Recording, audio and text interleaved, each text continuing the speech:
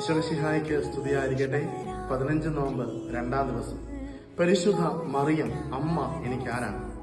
അമ്മ എന്ന രണ്ടക്ഷരത്തിന് സ്നേഹമെന്നും ത്യാഗമെന്നും ആത്മസമർപ്പണം എന്നും ഒക്കെ അർത്ഥം കൊടുക്കാൻ സാധിക്കും.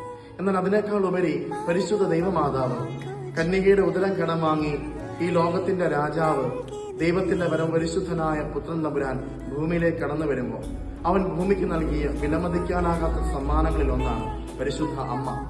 അപേക്ഷിക്കുന്നവളെ ഉപേക്ഷിക്കാത്ത പരിശുദ്ധ കന്യകാമറിയം കുരിശിന് താഴെ നിൽക്കുമ്പോൾ കരഞ്ഞു കലങ്ങിയ കണ്ണുമായി അവൾ വിങ്ങിപ്പൊട്ടി നിൽക്കുമ്പോഴും ദൈവത്തിന് കൊടുത്തൊരു വാക്ക്, ഇതാ കർത്താവിന്റെ ദാസി, നിന്റെ വാക്ക് ഇന്ന് നിറവേറട്ടെ.